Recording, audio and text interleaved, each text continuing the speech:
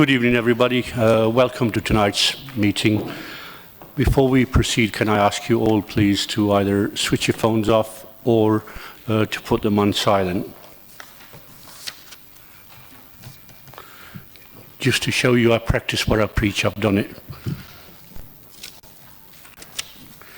We're going to apologies first. Full house. Late items to be introduced. Well, there's no item to be introduced, but just for a bit of information, Trafalgar Park application has been withdrawn. Declarations of interest.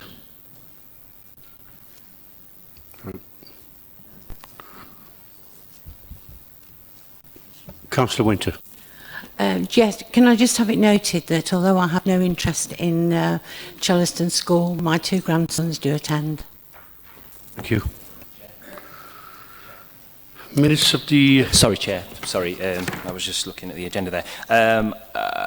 Item number 2, I'm aware of my fellow ward councillors' work on the Chellaston Academy application, but I haven't been involved and I'm keeping an open mind on that one, as always. Item 4, same, Councillor Alison Holmes. I know that she's done some work with Councillor John Keith, who's here tonight, but again, I've had no direct involvement and I keep an open mind. Thank you. Thank you, Councillor Holmes. Item 4, minutes of the meeting held on the 23rd of July. Okay. Item 5, minutes of the meetings of the Conservation Area Advisory Committee held on 18th of June and 30th of July. Thank you. Item 6, appeals decisions. I'm sure Mr. Woodard will see to this. Thank you, Chair. Just one item to report. It was a appeal against condition 23 Bankview Road. We granted permission for a 2-storey side extension and we attached a condition number 3 on that particular planning permission restricting the obscure glazing of a side-facing window. Now, a relatively small application and a small issue, but paragraphs 203 and 206 of the National Planning Policy Framework deal with the use and acceptability of planning conditions, and in paragraph 10 of his decision in this case, the inspector concluded that the condition was appropriately used and worded to protect the amenities of neighbouring occupiers, and therefore, Chair, it is a useful decision and endorsement for our usage of this type of condition. And as you mentioned just now, Trafalgar Park was taken off the agenda, and that was surrounding an issue about the suitability and acceptability of planning conditions, and we've taken that off the agenda to continue negotiations with the developer about the potential use of conditions in that case. So conditions are important, the way that they're worded and their appropriateness. So that this particular case just highlights that, Chair. Thank you. Thank you, Ian. Moving on to item number 7, applications to be considered.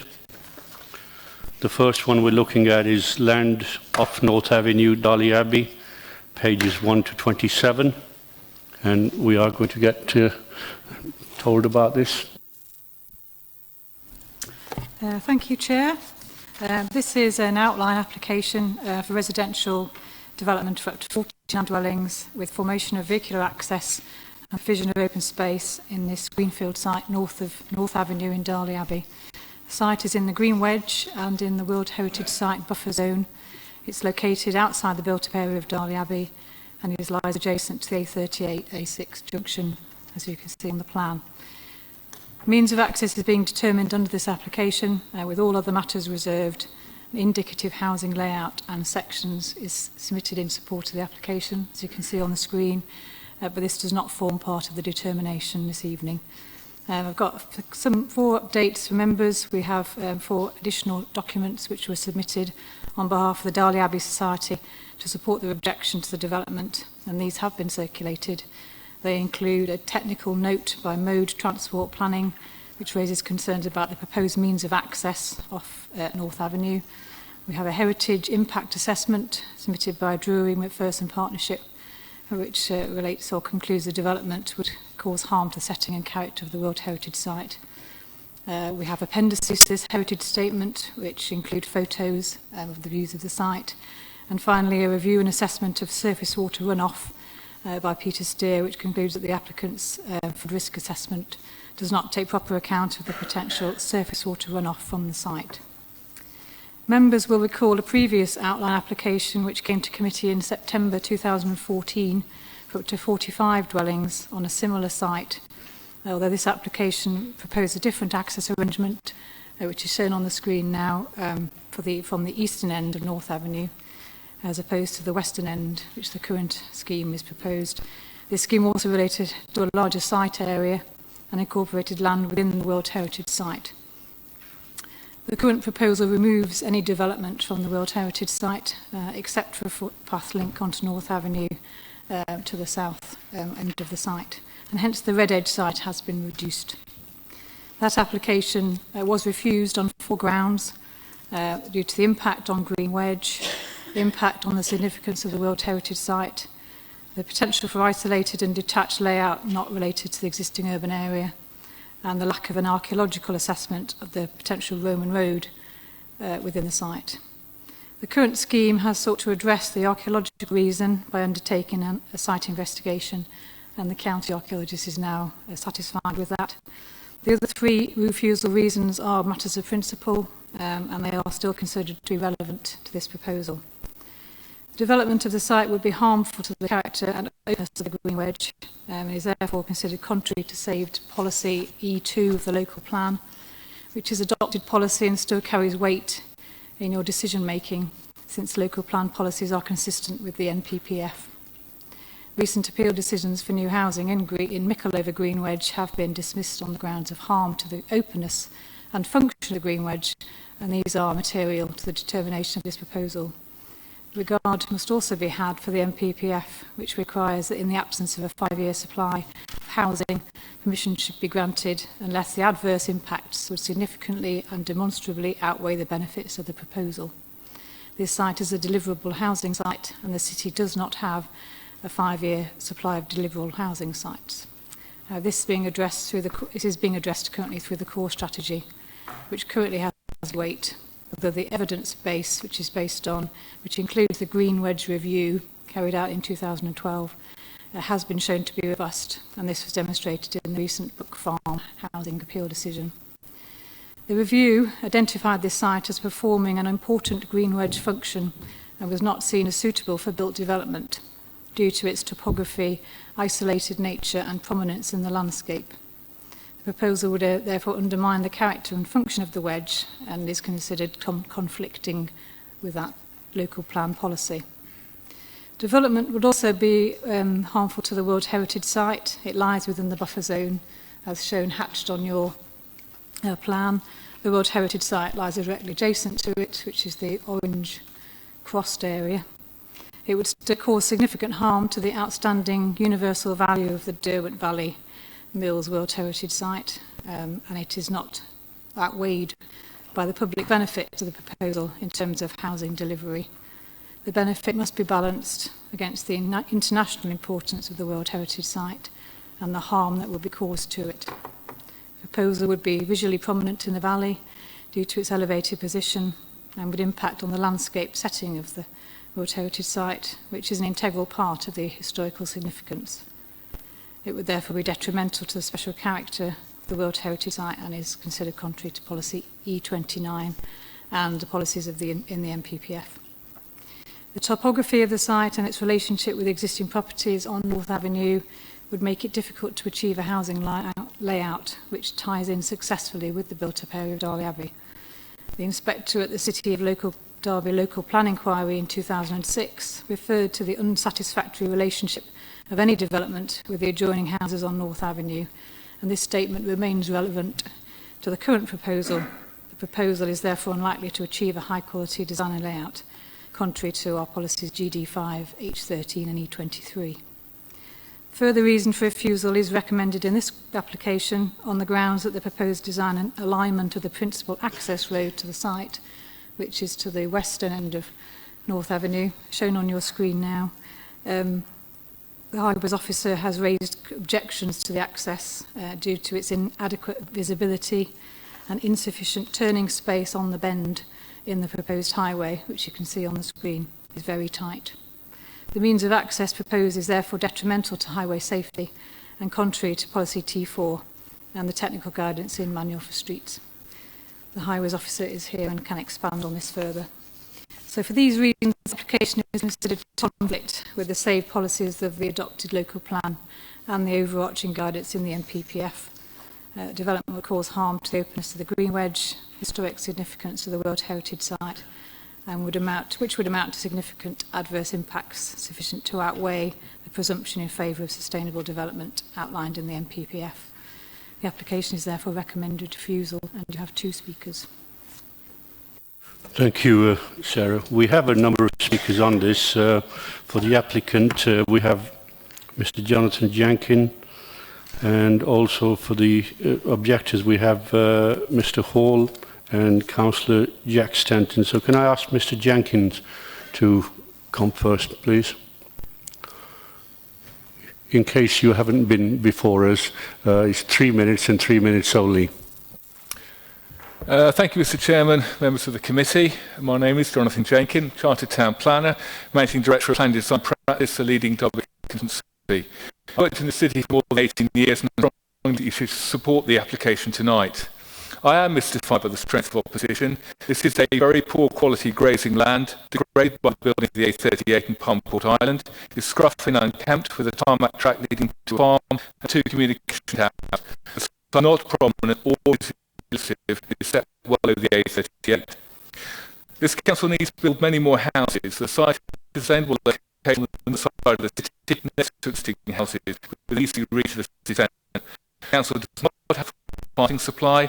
The last sites in the city using internet and on the edges of Derby fastest locations. Whilst the A38 noise levels are not excessive and good environment can be created without adversely affecting neighbours. There is capacity in nearby schools and doctor surgeries. This is a rare opportunity to provide low-cost market housing and the 30% affordable housing in the northern part of the city, where affordable housing is in very short supply.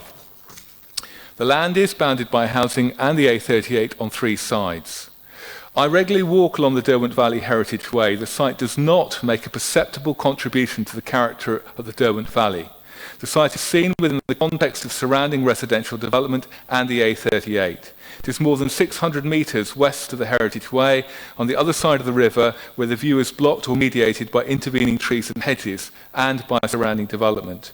It is not an important part of the undeveloped rural landscape of the Derwent Valley, and as such, its development cannot materially be harmful to the outstanding universal value of the World Heritage Site. And this is in part demonstrated by your council's permission for 2 communication towers on the land. Your officers acknowledge that the harm to the World Heritage Site is less than substantial, and Historic England have taken the view that it is for you to balance all planning considerations in the determination of this planning application. In relation to the Green Wedge, the proposal would square off rather than protrude into the Green Wedge, which runs north to south. The form of the door will not be isolated. Housing will be seen within the context of other residential development of varied character, both to the north and to the south. Our highway consultants are confident that the safe and suitable access arrangements can be provided, and revised proposals have been submitted to your highway team. I would remind you that paragraph 32 of the NPPF states that applications should only be refused on transport grounds where the impacts of development are severe. In summary, the level of concern raised, I believe, is based on NIMBYism and vested interest rather than the concern for the needs of the city and its people. In making a decision, I urge members to either approve the application tonight or defer for a site visit, so you can see the site for yourselves. Thank you. Thank you, Mr. Jenkin.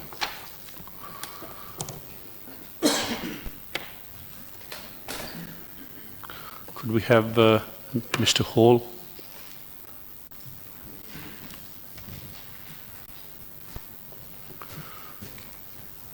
Again, just to remind you, Mr. Hall, it is 3 minutes. Yeah, okay.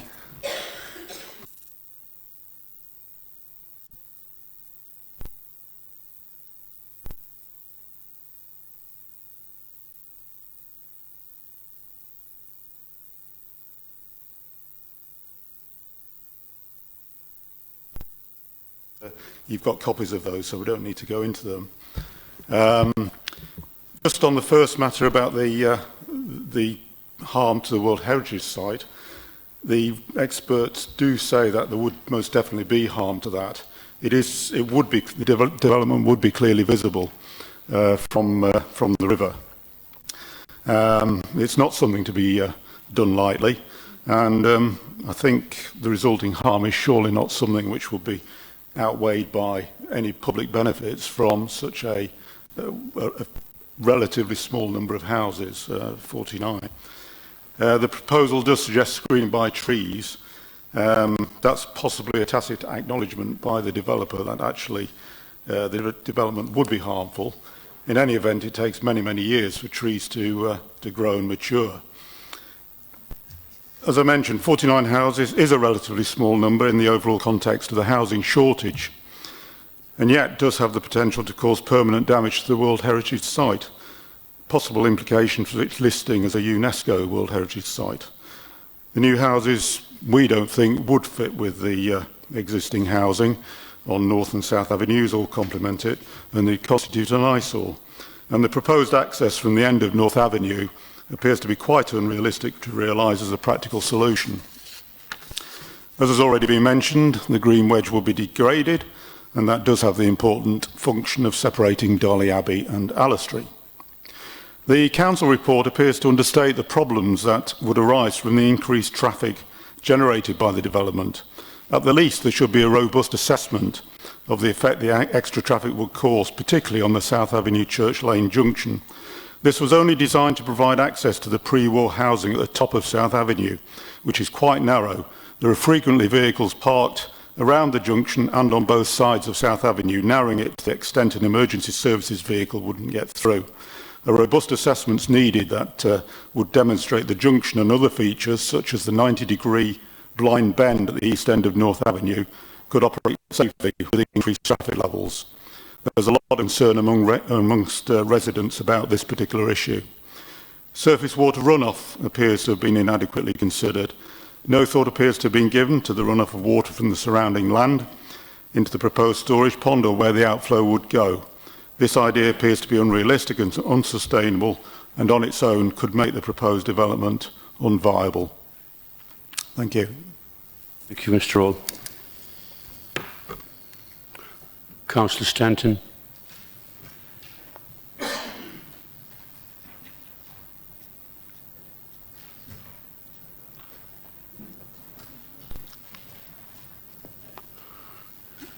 The 3-minute rule applies to you as well. In order to make the 3 minutes, I shan't repeat too much that's been said before, and I think what has been said both by the planning officers and Mr. Hall outlines the weight and the strength of the opposition to this and how in-depth this has gone. This is, after all, very similar to the previous application that was refused. I don't think there's been adequate addresses to 3 or 4 of the issues that were raised and on the balance on which this application was previously refused. Just to speak briefly on a couple of them, in terms of heritage, it is the buffer zone, it isn't the heritage site itself, and we have to admit that. However, it does have a great bearing on our broader attitude towards the heritage site. There has been significant investment, both private and public, in enhancing the heritage site, everything from the grants to the silt mill to the private investment at the Darley Abbey Mills, that has helped to try and enhance and actually maintain these sites. And by actually degrading that, by allowing inappropriate framing of this area with this area, the topography of it would mean it would be visible, means not only for this application that we'd be degrading it in this instance, but it would be the thin end of the wedge and would set a dangerous precedent of what can happen across the valley and throughout the site, and also at other heritage sites. I think in terms of the green wedge, it's incredibly important when we know we have this weight of housing that we require, that we maintain these green wedges. They are a vital part to stop the sprawling nature of suburbia throughout the city, and we do have these areas that actually break up the city. And it's entirely appropriate that this is the natural end of the village and before the A38 and Alice Street. Locally, we've had significant investment in traffic calming and to deal with various issues within Darley Abbey to do with congestion, the amount of traffic going through there, to ensure it's safer both for pedestrians and for motorists. And I feel that actually this, as well as that hairpin bend that we referred to earlier, would only undermine that. And therefore, I don't think that it would help improve that at all. I think it would also have impact on the character of the village, the natural boundary of the village is Darley Abbey, and I don't think it would be a very good deal for the people who would end up living there. I think that it would be the nature in which it drops off after North Avenue would mean that it would be an inappropriate housing area. I think it would be a poor deal for heritage, a poor deal for planning and green wedge setting a precedent in this city, a poor deal for local residents who I represent, and a poor deal for the poor sod to end up living there, unfortunately. So I think all round it's screaming out that this should definitely be refused. Thank you. Thank you, Councillor Stanton. Sarah, is there anything you'd like to come back to? Yep. Mr. Gardside, would you like to add anything to it?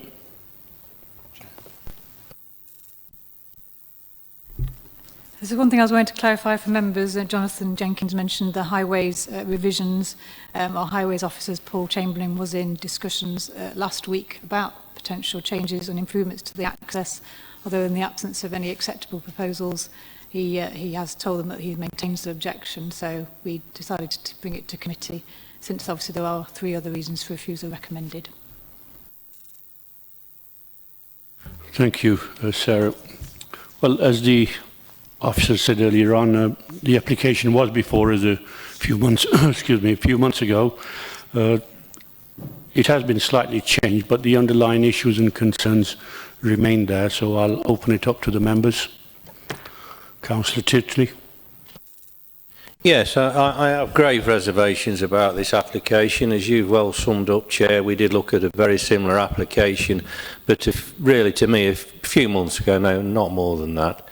And I do feel that if we were to pass this, we're giving the green light to nibbling away at the buffer between the 2 villages, and also we're starting to encroach on the site itself. It isn't the site, but it's damn near close to it.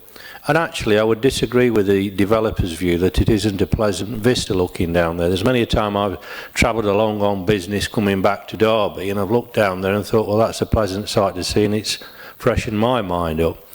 So that's a personal take, as the developers was. But, you know, from a purely objective point of view, why would we pass this? It's got minor tweaks at the edges, and I think it's just a case of putting a few more houses where you think you can get away with it, quite frankly, with respect. So I shall be voting to support refusal. Thank you, Councillor Titley. What's next? Councillor Harwood. Thank you, Chair. Yes, I can remember the previous application in 2014, and having gone through the papers and knowing the site well, I can't see how any real changes to what we refused it on previously could even give us any thoughts to accept this further application.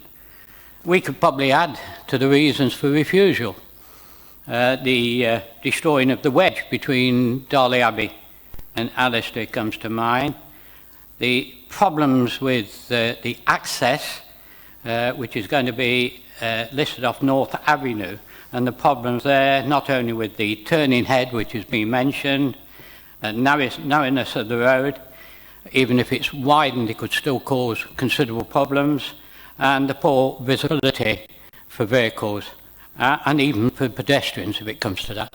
I personally can't see how this is better than the one previously, and I will share Councillor Titley and vote against it. Thank you, Councillor Harwood. Anybody else? Councillor Wood. Sometimes I wonder at developers, they don't realise that we're elected to this committee because we have local knowledge. We live in the city. We visit places like this. We went on a site visit, so calling for a site visit shows the fact that it doesn't realise that we've already been. Anybody who goes in the afternoon or the morning to Church Lane will know how difficult the traffic is. Everybody's there collecting their kids from school. Whether that's a good thing or a bad thing, it's there. And it's very, very difficult to get up and down that road anyway. Adding to that is crazy. To say that it's not prominent, and I've walked along the way and I can't see it, but I'm also going to grow trees to hide it because I'm so ashamed of it, we've got to hide it behind trees, is just not even consistent.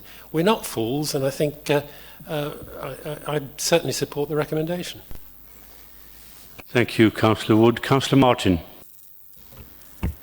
Thank you, Chair. I think we probably do have, I mean, I wasn't on the committee when this was previously considered. I readily acknowledge this. I live very close to that area and I go through that zone several times a day and walk that area, not just drive along there. So, I mean, my own view is that in terms of, we'd have to refuse this because of the impact on the World Heritage Site arguments and possibly to some extent the Green Wedge arguments. But having been on the site visit with Councillor Harwood to the proposal up on Oakwood, I think it's quite interesting that some of my reservations about that proposal sort of apply here, which is that, you know, you're sort of putting a collection of houses on an odd space at the edge of the town. How does this connect to it?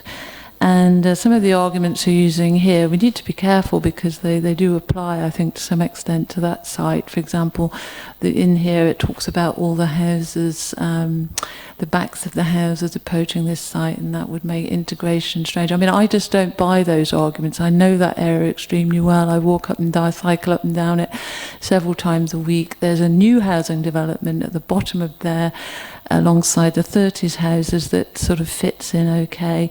I think there's a proposal here for 30% affordable housing in an area where there's very little affordable housing. And I think the argument about it, Allestree and Derby Abbey being joined, I mean, there's a massive A38 road and a big roundabout between Allestree and Derby Abbey. So I think some of the arguments put forward, I just don't buy it. You know, I think on the one hand you're saying they'll create an isolated set of houses. On the other hand, you're saying it will bring Darley, it'll basically join Derby Abbey and Allestree. So I think there's inconsistency in the argumentation, which we ought to be careful about because some of these arguments come up again in the Oakwood proposal. Having said all that, I think that the arguments relating to the World Heritage Site mean that I have to support the recommendation. Thank you. Thank you, Councillor Martin. Councillor Holmes. Thank you, Chair. I would agree with the comments of some of my fellow committee members that it hasn't changed sufficiently. And to be honest, I think if you could have any amount of tweaks to this and it would potentially not be acceptable. I think the principle is that this is not a site that clearly officers are recommending should be built on with this kind of development. My fellow committee members and myself, I agree. I think that we don't either. It seems clear that the council officers are confident that the MPPPF is in our favour, if you like, to refuse this. The developer has the opposite view. I would hope that the developer, if this recommendation is voted for, that they would maybe look for a more suitable site within the city, maybe a brownfield site, you know, and I think it would be a very different proposition. But this proposition here, right next to this very precious heritage site that the whole city holds very dear, and I know that obviously Darley residents do too, is not something I'm going to support. Therefore, I'll be voting with the recommendations. Thank you, Councillor Holmes. Councillor Kerr. I think it was Councillor Webb who commented that as members of this committee we're regularly making decisions on planning issues and do it from a position of experience and knowledge rather than lightly. And I think the recent review of our green wedges, I think it was 2012, you know, is relatively recent. If we're going to be reviewing them and saying this is green wedge and it has a purpose, for us to look again at this and say, actually, we don't care about green wedges anymore and go against it would seem to be really inconsistent. And although it's not in our command as to where the buffer zone is, again, that is something which people have considered and given weight to, and I think it's something that we need to give weight to as well. So as two reasons, if the two reasons aren't enough, I really feel that the highways access from here is a real liability. So I'll be also voting against this application. Thank you, Councillor Kerr. If you just switch your microphone off. It was Councillor Wood, by the way, that made that suggestion. I'm not sure if Councillor Webb will be pleased you confusing him. We both have bald heads, beards, and we've got the same initials, and it happens quite often that we're both muddled up with Santa Claus.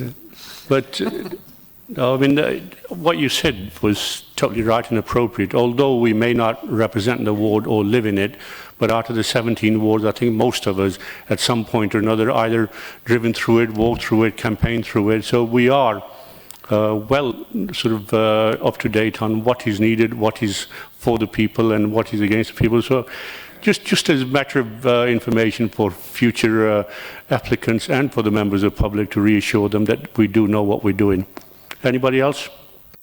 Move the recommendation, Chair. Thank you. All those in favour of the recommendation to refuse? Well, unanimous. Thank you very much. That is refused.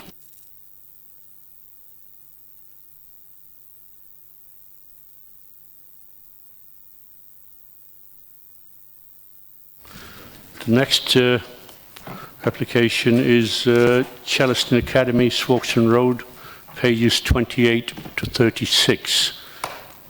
Is it Sarah, you? Ian, to tell us about it. Thank you, Chair.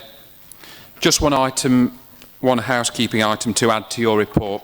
Your report suggests the imposition of a safeguarding condition to control extracurricular activities from the proposed new maths block. This particular issue has been a concern of local residents and ward members, and subject to members endorsing the recommendation tonight, Chair, I propose that the precise wording of that condition be agreed in conjunction with yourself and the Vice Chair following the meeting. In terms of issues, Chair, full planning permission is sought to erect a new classroom block on the site of the existing maths block, which sits at the rear of the complex adjacent to the Academy's playing fields. It also nibbles into some of the green space, as well as it elongates further south than the current block. As your report states, Chair, the rectangular footprint of the proposed building would be almost double that of the existing maths block, and it would provide modern, fit-for-purpose facilities for the Academy. Chair, the case officer has been fairly proactive during the life of the application and secured improvements to the scheme which relate to the retention of an ash tree near the proposed block, which was originally shown for removal, and the reconfiguration of car parking spaces. The proposal, as amended, now provides an additional 31 parking spaces, and this extra provision is designed to address existing on-site parking capacity issues, as the new proposal does not generate more staff. Chair, there are no objections to the scheme from consultees subject to certain conditions, and the layout improvements mentioned have addressed initial concerns expressed by Sport England. The design of the proposed block is a contemporary solution in appearance, with a strong vertical emphasis to the principal front and rear elevations, and, Chair, subject to the printed conditions and the extra safeguarding condition just highlighted, I would promote the recommendation and invite the speakers to address members, Chair. Thank you. Thank you, Ian. We have Mr. Ellis, the head teacher.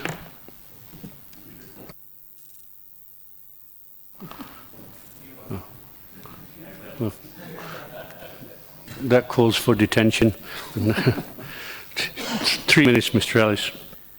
Thank you for allowing me to speak. The existing block that we're replacing was built in '97 and extended in 2007, and is of a temporary terrapin type. It's well past its expected date and is in very poor condition, with leaking roofs and creaking floors and so on, and is a bit of an eyesore.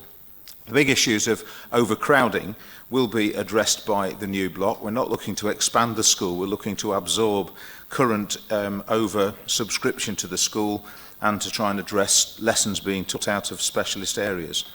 Our lunch facilities are very tight with the current facilities, and both the sandwich rooms and the hall have to be cleared and cleaned, ready for a 1 o'clock start for teaching. So they're all used for teaching in the afternoon, and that makes it difficult. The new refectory will address this. Sport England had set down specific requirements. We've met those and proved there's no detrimental effect on the sports provision on the site. We recognise the objections that have been made. We appreciate that they're reasonable in their presentation, and coupled with them, we were encouraged by comments which supported the need for the maths block and indeed the work which we do for educating our young people. And the work to mitigate these objections that we've undertaken is the remodelling of the car park. That removes the proximity from the homes a little. It's preserved the ash tree. The waste collection was another issue with the bins. We've already agreed with the waste collection company that that will be done between 7 in the morning and 7 in the evening. And the use of the refectory outside school hours is only intended for in-school events, sports events, the cello mile and so on. We've no plans for extra-curricular events. They're catered for already in existing halls. The issue of privacy with neighbours' gardens was also addressed. We're putting privacy panels of obscure glass in, and the block is also further away from residents' homes and gardens than the existing sixth form block. So we feel that by the measures we've taken, we've not only improved the locality and the amenity, we've met a lot of the problems we have. The Academy spent the last 4 years applying to the EFA for the funds to replace the block, and now it's been granted. It's totally dependent on planning approval this evening if the work is to be done. It has to be completed according to the EFA by March 2017, and the planning is very tight, so we would seek approval this evening, bearing those points in mind. Thank you. Thank you, Mr. Ellis. Good timing there. Next speaker, Mr. Gunston.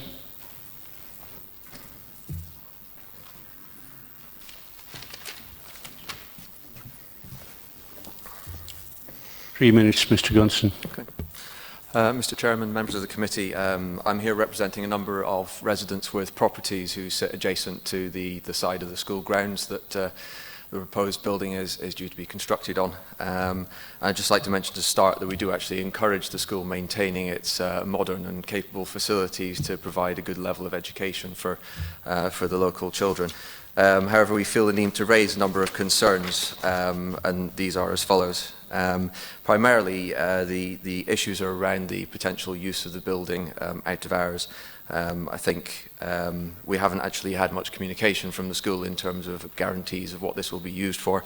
So naturally we have concerns in terms of noise, light and smell, sort of pollution coming across to the local properties.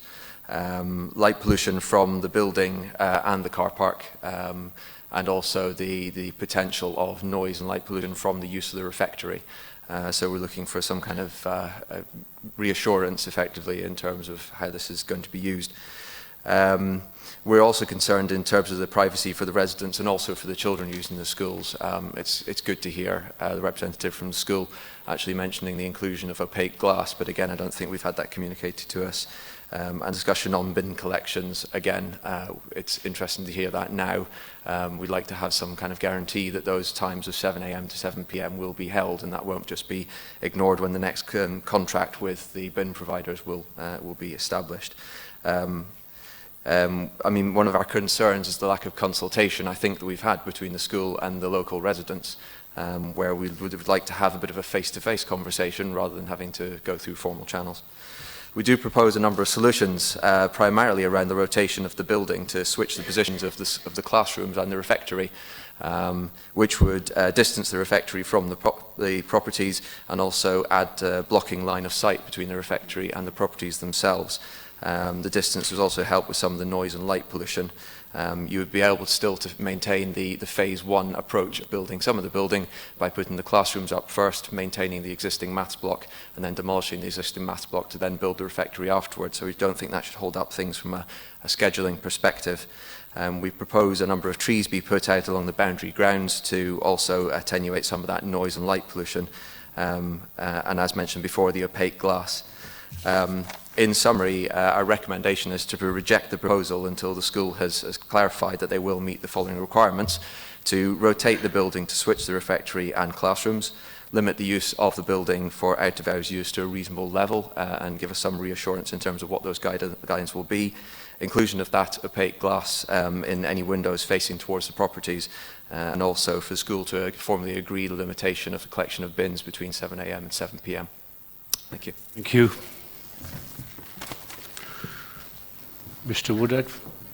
It's Councillor Ingle. Oh, sorry, I didn't go down here. Councillor Ingle. Thank you very much indeed, Chair. I'll stand and grow closer to God. Yeah. I don't know whether I need to declare an interest here, and I'm perhaps going to be guided. My son attends this school. Do I need to declare that as an interest? No, you're okay with that. Good. My son's not that old, and I'm definitely not. Right. We've heard a lot of what's been said tonight, and I could sit here and repeat it all, and it would be wasted words.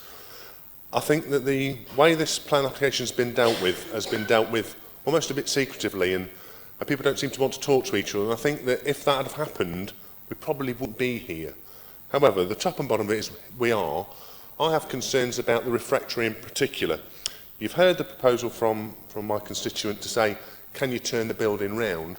That would solve an enormous amount of problems for us.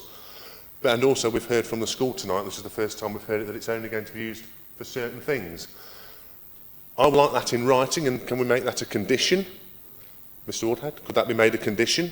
Yeah, that's okay, that's fine. So that's all done. So really, a lot of our concerns have been addressed, but it would have been nice to have heard these beforehand.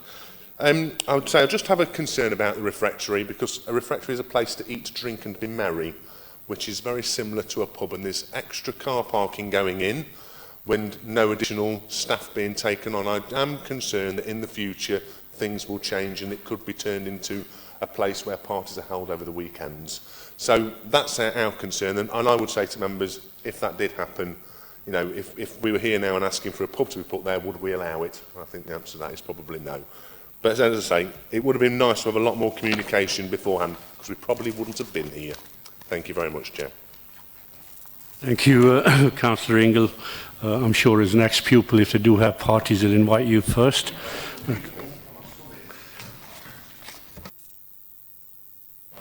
Mr. Woodhead, would you like to come back to some of these concerns? Yes, thank you, Chair. We did look at the option of putting the refectory element where the existing maths block is, but within the report there are obviously operational and constructional phased reasons why it is where it is. It's still approximately 70 metres from the nearest residential boundary and about 100 metres from the nearest residential rear elevation, so there is a reasonable space between the school and its neighbours. There will be, we can put an extra condition on, as I mentioned earlier, about the use of that part of the block. It is only part of the block.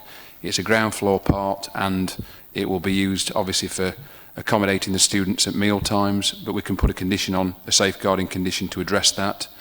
Also, there's a commitment to the obscure glazing of the stairwell windows on that southern elevation to protect the amenities of the neighbouring residents. And there's also currently condition number 8 on page 34, looking at external lighting. That's something that Mr Gunston raised about in terms of further impact on amenity in terms of lighting. So on balance, Chair, I think that reasonable adjustments have been made to this during the life of the application. I think it's unfortunate if pre-application engagement wasn't as fruitful as it could have been with neighbours. But I think during the life of the application we've looked at the issues, we've looked at things like the retention of the ash tree, which isn't protected but is a nice feature within the school grounds and is to be retained. And I think the school have gone some way to look at these issues and to address the concerns of neighbours. So I think, Chair, with the with the conditions promoted and the extra condition about the use of the refectory, I think we've got most things in order. Thank you, Chair. Thank you, Mr Woodhead. Mr Gartside, would you like to add anything? Well, you've heard the objectors and Mr Woodhead. I think the Academy have been sort of very, very understanding and also very accommodating in some of the issues that the officers have raised with them. And obviously, as Ian just said, most of the concerns that we had have been allayed, and those that aren't so far, the conditions will be attached appropriately. So I'll open it up to the members. Councillor Harwood. Thank you, Chair. Well, there's one or two good things about this, and this is the reason I'm going to support it. Sports England first have stated they have no problems, and I have no problems that the sports fields are going to be retained without any loss of amenities. The other thing I'm really pleased about is, because if you know that area, as I do, and having visited it, there are quite a few cars parked on the road, which are very inconvenient, and I understand that those cars will be accommodated within the school boundaries, which is again a very good thing. The fact is this, that Chellaston over the years has extended considerably, as we all know, and they're getting more pupils, and the facilities, I agree, are not quite as good as they should be, and I congratulate the school in what they've done over the years in difficult circumstances, and I, for one, am pleased that they're going ahead with this, subject to this committee agreeing tonight, and I wish them well. Thank you, Councillor Harwood. Councillor Holmes. Thank you, Chair. I'd like to commend, actually, I know the amount of work that Councillor Ingle and latterly Councillor Grimmadale have done with residents supporting their concerns over this. I know they work very hard, and so residents haven't come towards this wanting it not to go ahead. They just had concerns over some of the conditions, and as we've heard tonight, various sort of aspects of this application that maybe if they'd have heard a few of the explanations here tonight, probably for the first time, you know, there wouldn't have been so many objections. But I think there's a few still outstanding that I'd just like to ask Mr Woodhead about. We talked about I have to trust officers to say that it can't be flipped on its head, if you like, so that the refectory is away from the residents, the dwellings, rather than to the south, I think it may be, there. If that can't happen, I accept that. I'm not a planner in terms of design, so I'm sure there's technical reasons as well it can't go ahead. But okay, if we accept that that is how, more or less how it's going to be, residents spoke about potentially creating extra planting, if you like, to further shield the building, the noise, and the environmental impact, if you like, or even visual impact. Can we ask about that? I think that'd be a very positive thing if we can do, and something I'm sure the school would be open to as well if it isn't already on the agenda. I don't think I've heard anything about the bin collection conditions, and I'd like to know about that, because I think that's a big one for residents from what I can gather. The impact of potential noise of, it won't just be bin collections, you know, it could be other deliveries, you know, milk deliveries, food deliveries, all sorts of comings and goings. And that, I think, was the main concern over the busy end of that application. That building there is going to be at the refectory, I believe, where you have the deliveries and the crates and all sorts of things going in and out. We know, we've all been to our local schools, and we know what goes on during the day in the morning for these kind of things. So again, if I could ask Mr Woodhead about that, how the council officers plan to mitigate that and ensure that residents have the minimum of disruption to their current quality of life. So I would have liked, from what I've gathered, a little bit more sort of negotiation, if you like, or communication. I think that would have been a real positive thing. But however, we are where we are. If we can move forward, then obviously I think it's a very positive move, and I will be supporting the application. But I would like some extra sort of assurances, if you like, from Mr Woodhead or planning officers that not only some of those items that I've just mentioned there are being thought about and will be mitigated, but also moving forward that there'll be an open and transparent discussion with, if it has to be via ward councillors, then that's the way forward, or via the school, whatever way you want to, we can work this so that we can meet in the middle sometimes. And I think that's all the residents are asking for, Chair. Thank you, Councillor Holmes. Mr Woodhead, would you like to come back to that? Yes, I mean we've got condition 4 relative to bin collection, as printed in your report. We could expand that to look at times, because obviously Mr Ellis has just committed to the 7 to 7 time window for delivery for refuse collection, so we could include that as well. So we could amend condition 4 in conjunction with the chair and vice chair, and we could look at extra planting on that sort of south-eastern part of the site to create more of a buffer zone between the car parking and the block between the neighbours. There's a footpath that runs along the back there, and look at screening that potentially. So if members are amenable, we could look at an extra condition about use of the refectory, expand condition 4 for refuse collection, and then look at an extra condition for landscaping. And just one point as well, Chair. During the life of the application, the case officer did speak to at least one of the objectors to keep them in the picture about changes that were being made, particularly the retention of the ash tree and the reconfiguration of the parking. So these things were being broached with the neighbours.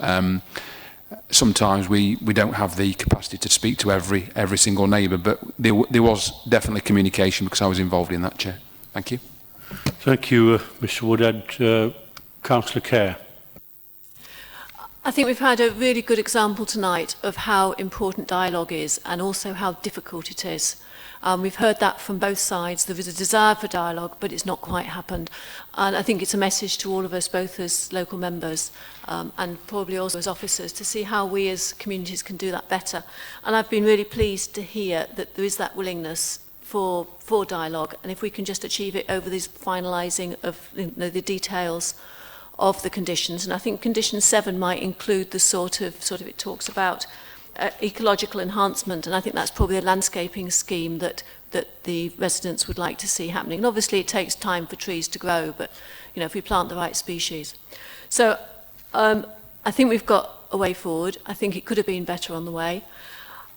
And I just want a little message to the schools. The buildings that are being removed have been there for, in some cases, less than 20 years. I really hope that we don't have to go through the same sort of disruption in building within another 20 years.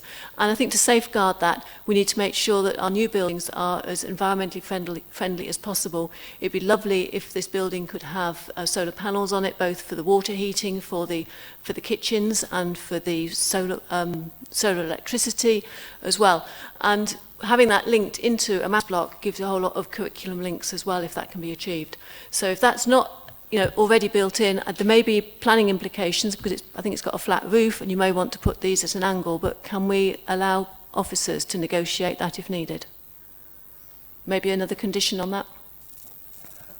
We could put a condition on or an informative note, whatever members felt about that as a collective.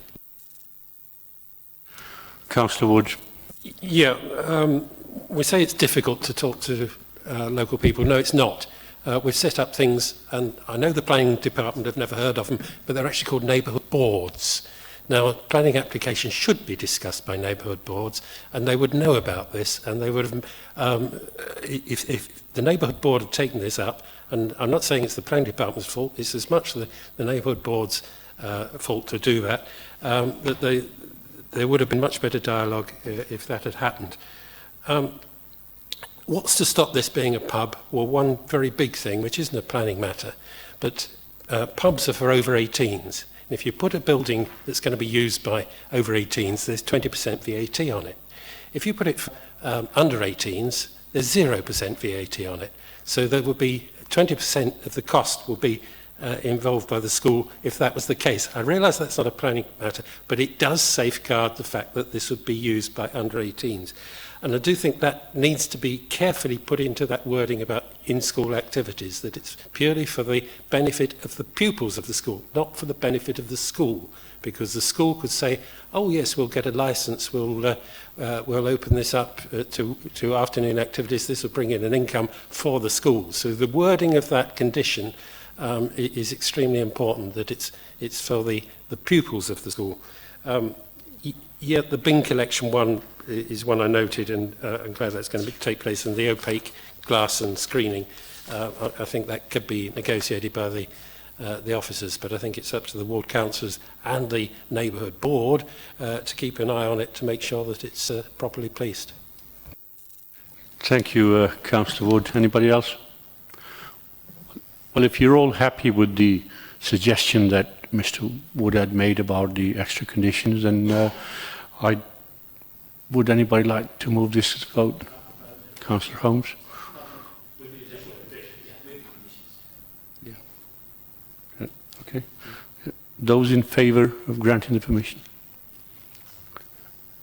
Thank you. That's unanimous. Carried. Approved.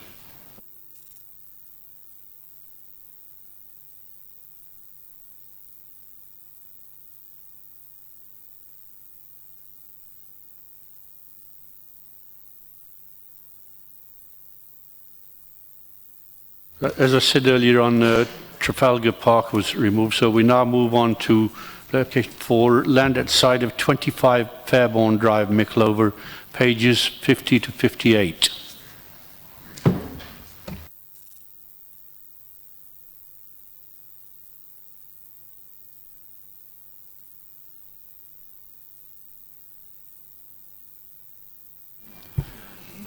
Thank you, Chair. First and foremost, housekeeping items. Number one, at the header of the report, this application as amended seeks reserve matters approval for the layout of the proposed dwelling, in addition to components of appearance, scale and landscaping. Also, Chair, so following on from that, Part 8, the recommended decision should also read to approve reserve matters with conditions. As members will be aware, this is a two-stage decision. An outline planning permission has already been granted, and as such the principle of residential development together with the proposed means of access has been secured and are fixed. In terms of the main issues, Chair, as your report states, the principle of residential development on this site together with the proposed means of access from Fairborn Drive have been granted under the outline planning permission included in Part 2 of your report, page 51. This proposal therefore seeks reserve matters approval for the detailed components relating to layout, appearance, landscaping and scale of the proposed dwelling house. Some members will recall the previous application on this site, and it's located on the north side of Fairborn Drive, and it effectively forms the end of this part of the street scene on that northern side. As it sweeps round, there's a bank of trees, and then the rest of Fairborn Drive continues round to a turning head. Chair, in view of the position of the plot within the street scene, the proposed dwelling would, in my opinion, form a visual bookend to the street, given the position of the proposed integral garage. The neighbour at number 25 has a detached garage in its front garden, which you can see from that plan. And so there's a visual continuity between the two elements there, in my opinion. Whilst the proposal does accommodate a larger footprint relative to the most affected neighbour at number 25, I am satisfied that the plot is of a sufficient size to carry this proposal.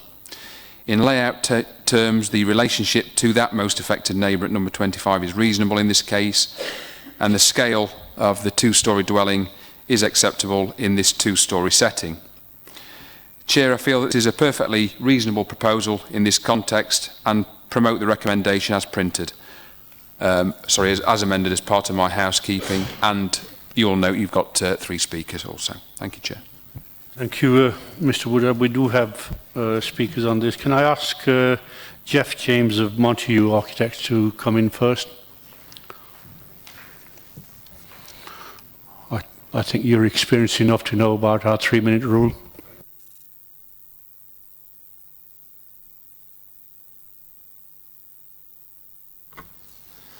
Good evening. I'm Jeff James of Montague Architects, and I'm speaking on behalf of the applicants. As a long-term resident of Micklehove myself, I do understand the concerns expressed by some of the neighbours and have read their correspondence very carefully. I'm also aware that outline planning permission has been granted on 2 previous occasions by this committee, in 2009 and again in 2012. On both occasions, a similar number of representations were received from local residents, setting out broadly similar concerns to those that have been expressed on this occasion. This application, which is for reserved matters, was submitted in January of this year, complete with a very detailed arboricultural impact and method statement, setting out all of the arrangements to ensure that the adjacent protected trees would be safeguarded in accordance with British Standard 5837, and in addition, the associated wildlife. It is now September, and your own arboricultural officer, together with your development control case officer, have used that time to very carefully examine all the details of the application before recommending consent be granted. The means of access to the site has been previously approved, so is therefore not a material consideration at this point, nor is the principle of a new dwelling on the site. Your Development Control Officer has, however, looked equally carefully at detailed design, the scale, appearance of the proposal, and concluded that it would be in keeping with the character and appearance of the surrounding area and would not undermine the residential amenities of nearby properties. She goes on to state in the detail in your report that you have before you that the landscape proposals would enhance the setting of the development and that the scheme accords fully with all local plan policies.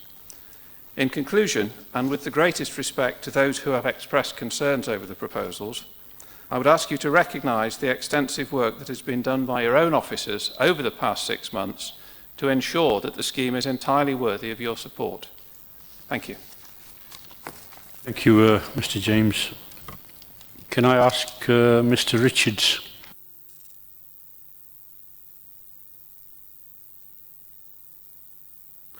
Same applies, Mr. Richards, 3 minutes.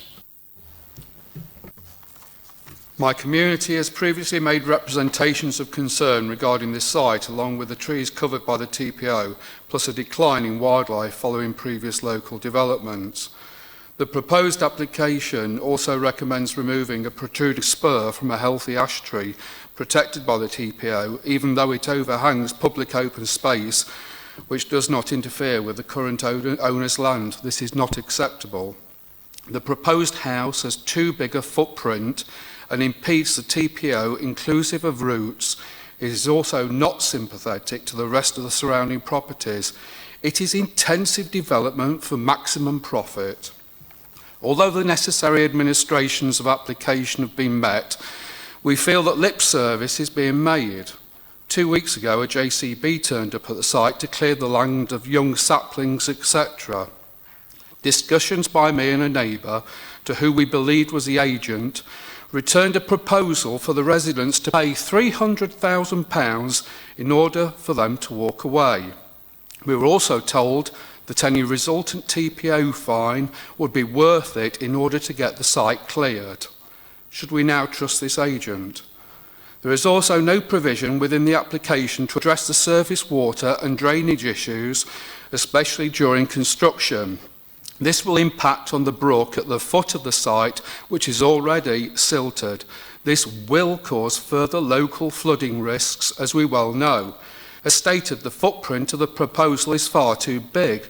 The property that is proposed, all bedrooms have en-suites. The existing properties were not built with en-suites here. We note previous applications regarding oversized developments and make reference to a local recent application, DER 0415000460 at DE3 5BQ. This application was refused by virtue of an intensive and over-prominent form of development by design, size, massing and appearance, which failed to reflect the consistent character and appearance of the local street scene and noted policies H13, E23 and GD4. Isn't this the case with this application? We also wonder why the report's author gives a personal opinion of acceptance, dismissing democracy, logistics and method statements of works, plus the views of our community, which are obviously irrelevant to the author. Where will the contractors park, and will the roads be cleaned daily as resultant muds should not cause detriments to the local residents or cause blockages to the drains? In order for the community to accept any proposals, the application needs revisiting with the issues raised addressed. We therefore respectfully ask the Planning Committee to refuse this application on this occasion. Thank you. Thank you, Mr. Richards. Councillor Keith.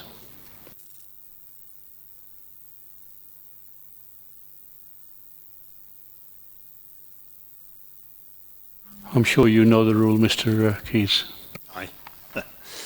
As councillor for the area, I wish to object to the granting of detailed planning permission or reserved matters for the erection of a very large dwelling house on land at the side of 25 Furbone Drive, Mickleover, for the following reasons. The proposed plans show a large 4-bedroomed house squeezed into a small plot. Although, when you look at the site location plan, which accompanies the application documents, the plot looks large, but it doesn't take into account the trees situated in the plot, which, if included, as they are in the block plan, reveals a very tight area for the house to be built in. Because the trees at the surround development are subject to tree preservation orders, I cannot see how the construction tools and machinery can get round the plot without damaging the trees. And that's without taking into account the scaffolding that will be required during construction. I consider this to be an over-intensive development. With regard to the trees on the site, as mentioned, it is hard to see how this can be built without damaging the tree roots and the trees themselves.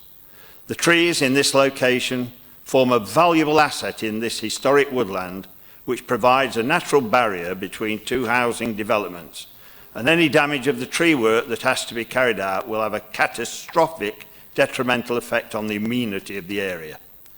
To stop this type of vandalism occurring, TPOs were placed on trees a few years ago, and as already stated, it's hard to see how this large house can be built without harming these trees.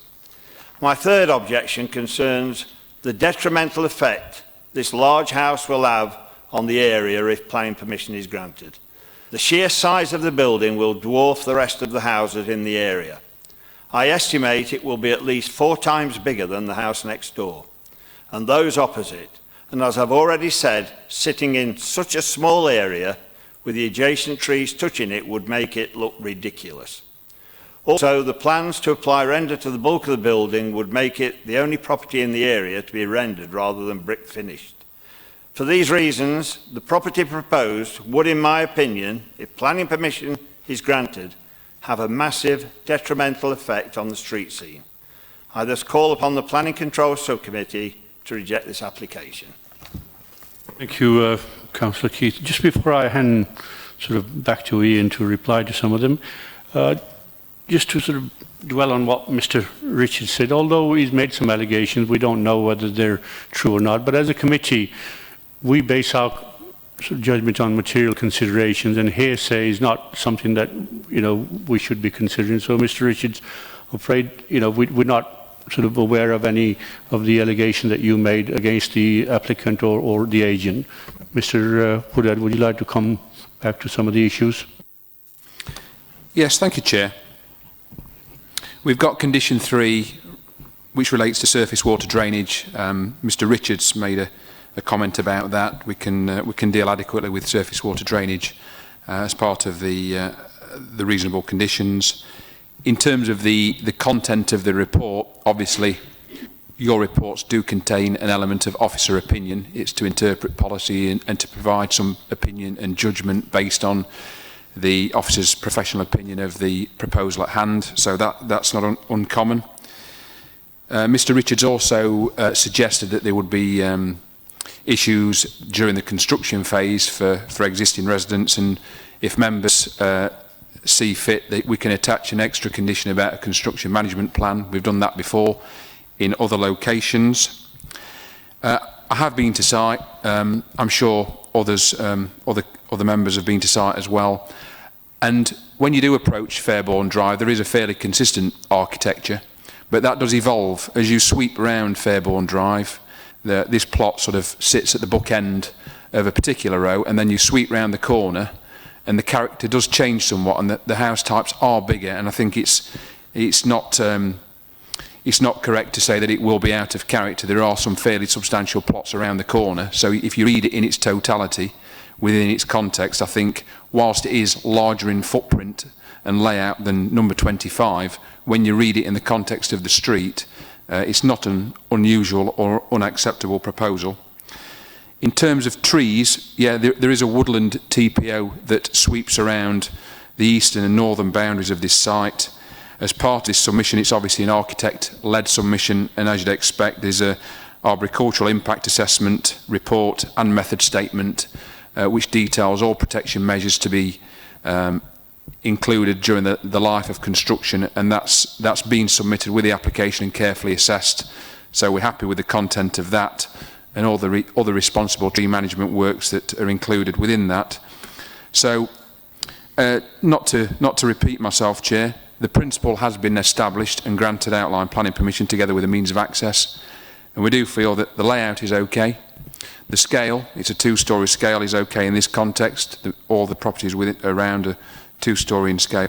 And the appearance, whilst it does have a slightly different character with rendered features, we don't feel that that's unusual in a suburban context. So, on balance, Chair, with the conditions proposed and any additional conditions that you see fit in terms of construction management, I would promote the recommendation, Chair. Thank you.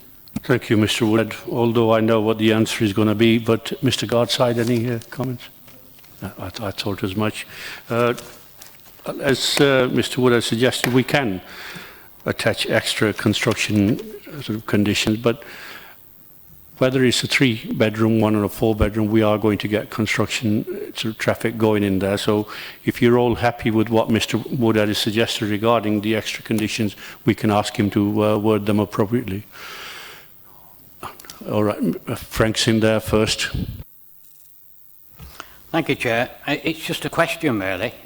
Yes, I was on the committee when the two applications were put forward previously, but I can't remember what the applications were for. Can I be enlightened? What kind of properties were put forward before? Were they 4-bedroom or were they 3-bedrooms? Can you tell me that? They weren't. It was an outline application, right, Councillor Harwood. So we're looking at principle and means of access. Fine. So this, as far as we're concerned then, as I see it, the only objection in view of that is the size of the property and the trees, of course.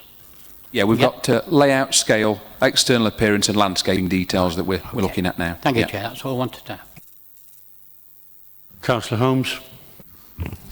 Thank you. Can I ask, I don't know, obviously, my fellow committee members, how they're going to play this one, but if they agree with officers and this is agreed, we talk about conditions. How are they going to be monitored and enforced? I think that's going to be very important moving forward. I'd like Mr. Woodhead to explain that, please. And I think the public speaker would certainly, the local resident would probably be very interested in what you say in that one as well. You know, I think we had a robust debate about this when it came to committee before, or the previous application.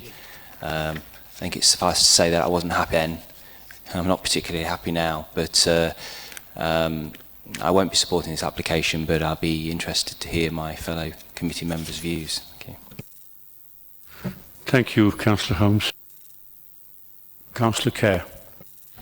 It's the impact on the trees that really concern me, and I've got a sort of conflict in my mind. If we see the other plan of the site, I can't see there is some significant trees along that boundary, which are, you know, in that location, they are significant on both sides of that band of trees to households both sides, and also people going along on the path to the north. But there's some large trees there whose indicative canopy areas overlap with the building. And we've got a comment here that says that we've got, if the assessment and impact assessment and method statement are followed, then there's going to be no problem. But how do you build a house when there is a canopy there? And the trees aren't that large, it's a 2-storey property. So we haven't got an arboricultural officer here with us. Is there more guidance from the planners as to why we haven't got conflict there, which in the light of it seems to be? Well, we've had the work put forward by an arborist who's assessed how it can be built in terms of the roots of the tree, the root protection areas, and also the aerial component of the tree, the branches. So in terms of the specialist British standard 5837 that Mr. James quoted, the arborist put forward a scheme for protecting the trees at root protection level and also the aerial component. It will involve some removal of limbs on certain trees, but that's not unusual. And if that's followed, the work that we've got and the work that's been submitted with the application, if we tie that by condition to any reserve matters approval, then that's a reasonable way of moving forward. Councillor Kerr. Can I just clarify that if we pass the planning approval today, then that planning approval allows the work to be done on these TPO trees to enable the building work to go ahead? So we're not protecting the trees. What we're saying is that we can sacrifice those parts of those trees according to the method statement if we think the building is acceptable. Yeah, they've put forward a scheme of works in line with British standard, which has been put forward by an arborist, and our own team have looked at that and are happy with that. We have these situations, they're not uncommon, where we have close proximity of trees to new development, and that's how we deal with it. And the enforcement of the conditions will be, the enforcement of conditions will be, down to our own planning enforcement officer, and also when we're alerted by local residents who see things that may occur on site. But what we have to remember is that there's an onus of responsibility on the developer, and we've got an architect-led scheme here who's put forward the drawings for planning permission and reserve matters approval, and will be undoubtedly doing the construction drawings to ensure that the building regulation phase is properly carried out. So there will be supervision on site, and I'm confident that we've got the conditions that are reasonable. As I mentioned before about the reasonableness and appropriateness of planning conditions, I think we've got the appropriate wording to mitigate the impact of this development, particularly on trees. Thank you, Mr. Woodhead. Councillor Wood. There was a comment that a perfectly healthy branch going out over the public open space, not over the application site, was going to be lopped. Is that the case? And if so, why? Is it something to do with the balance of the tree? All right, there's a scheme, and I accept that, and I appreciate that will be followed. This particular developer will want planning permission in other parts of the city at other times, and their reputation is important to them. But can we just be clear whether that is actually the case, or if the answer isn't known, perhaps it can be looked at? It's within the assessment, Councillor Wood. So it's within the arborist report. And you often find this as part of schemes. There'll be work recommended to either balance up a crown or to remove diseased limbs or whatever, because when an arborist will do an appraisal of a site, he'll look at the trees in their totality. So that's part of the arborist assessment, which we've obviously looked at during the life of this application. Thank you, Councillor Wood. Anybody else? Well, the recommendation is to grant permission. Would anybody like to move it? With the additional condition about construction management. Yeah. Okay. Those in favour? Those against? Okay. That is carried, disapproved. Thank you.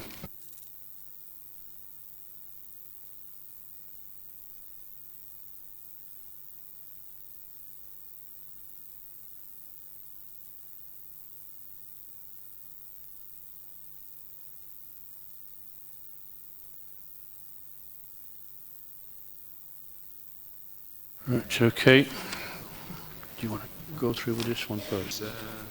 They're the ones. Number 1 is Frygate. Right, okay, we're going to go through some of the future applications. It's starting off with 63 and 64 Frygate. Sarah's going to tell us about that. This is for a conversion of Grade 2 listed buildings in the city centre. Currently offices with retail on the ground floor and 2 apartments. The next one, Shandos Pole Street, demolition of the building and refurbishment of the warehouse and commercial building, etc. Ian Woodhead. Nope, me. Sorry, you'll have to change your name to either Ian Woodhead or they'll have to put Sarah on here. Yeah, it's a university-led scheme for basically nursery facilities in association with the Mark Eaton Street campus. This is right at the bottom end of Chandos Pole Street, and it has over the years been changed and what have you, and of course it was acquired by the university, and I'm sure that there won't be any problems regarding the particular people that live there. They're used to things happening down at the bottom there.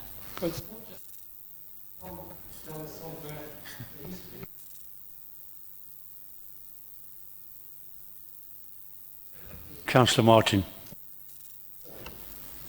Sorry, Chair. I'm obviously, as you know, I'm new to the committee, and I have to say I don't know what we're doing here. So I don't know I don't know what's happening here. So could you explain to me, please? It's the future major applications that may come before committee if you wanted to elect to see So we're just aware of sites. them. Okay. And do we need to say whether we want a site visit now? Okay. Thank you.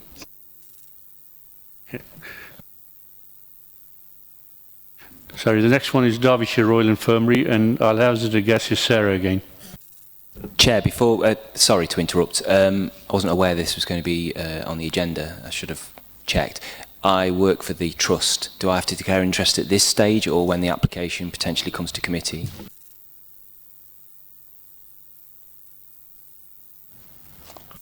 Yeah, this is the reserve matters for 35 dwellings on part of the DOI site. You recall it was granted outline permission under appeal in 2012. Right, okay. The next one is the Derbyshire County Cricket Club. Yep, it's just a variation of condition to allow the marquee on a permanent basis.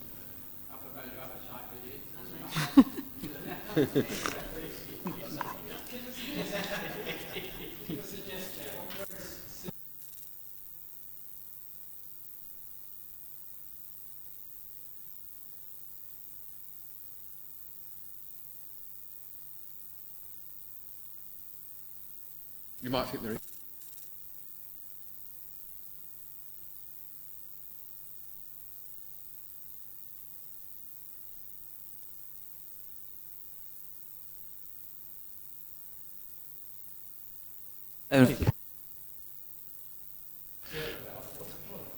And I was going to keep this meeting short, but the final one, Haygarth Street, oh, sorry, Units 3 and 4 will go to first, Kingsway. Yeah, Kingsway is a new retail unit. Meeting. Yeah, it's a new retail unit on the end of Kingsway Retail Park.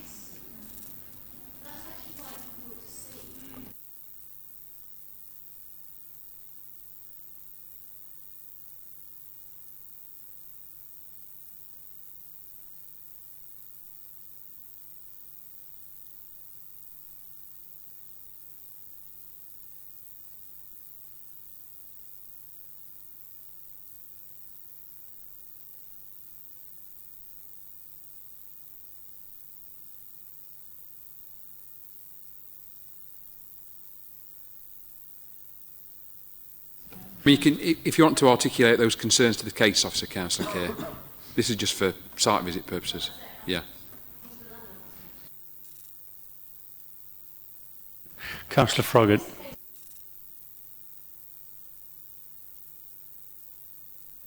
There could also be the added problem of the access from the new A38 proposals in that area.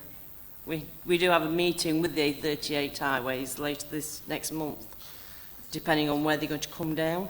So the access traffic will be even worse.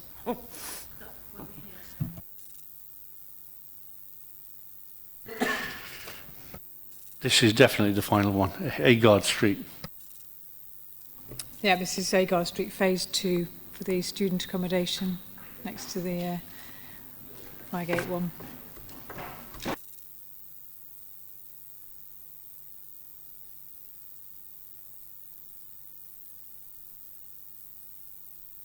Chandler's Pole Street was... Okay, those who wants to see Shanders Pole Street then? Frank? Frank again and Frank again. Right. Okay. Sorry. Yeah, actually, we might as well just take the vote. All those who want to go and see Shanders Pole Street then. It looks like 2 on... No. All those who don't want to see it. I think, Councillor Martin, you and Frank will have to go on your own.